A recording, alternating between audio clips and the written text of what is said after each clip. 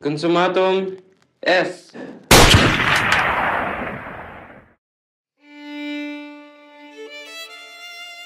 Nasaan ako?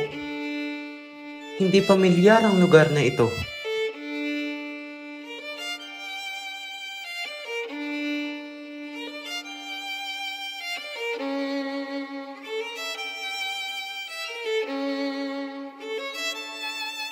Ang Pilipinas ay may mga taong nagpapakahirap upang makapagbigay liwanag sa kanyang mga kababayan. Ngunit, ang mga ito ay pinipigilan ng mga nasa kapangyarihan. Maria Clara, maghanda na't papunta na ang iyong kasintahan si Ibarra. Sa dami ng mga magagandang babae sa Europa, baka nalilimutan mo na ang pangako mo sa akin. Oo nga pala, si Crisostomo Ibarra. Ang kura ng aking bayan at ang pinakamatalik na kaibigan ng aking ama.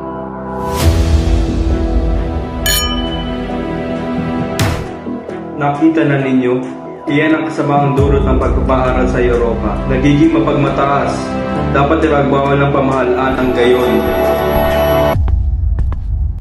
Ginoong Ibarra, mag-ingat ka sa iyong pinaroroonan upang hindi ka magaya sa iyong ama. Alam mo na ba ang tungkol sa pagkamatay niya? Kilala niyo po ang aking ama? Ano po ang naging kapalaran niya? Ang Indio ay kilala na ninyo. Matuto lamang na bahagya ay tuturing na siyang doktor.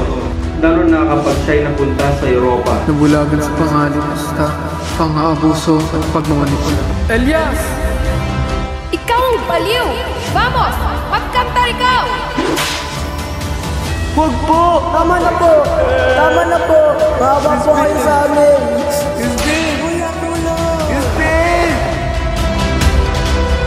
Ang mga ama at mga tao sa bakay pinarurusahan ng iyong salamat. Namamatay sa bilangguan at niwan ng mahigaan.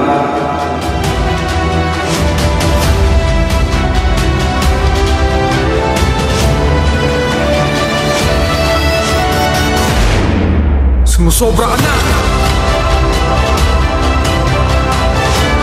Nakikita mo ba ang katahimikan na iyan? Ikaw ay sugo ng kabanalan!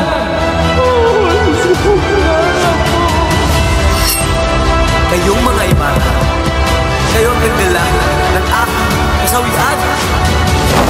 Elias, kumalma ka. Patay na si Ibarra! Patay na ang Indyong iyon!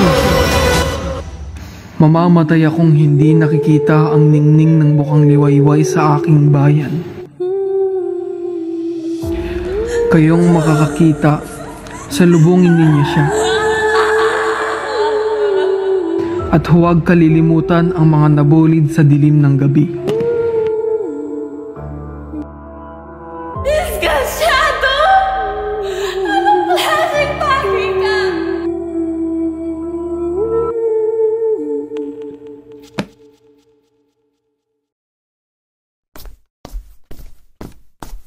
Sir, sa inyo po ba ito?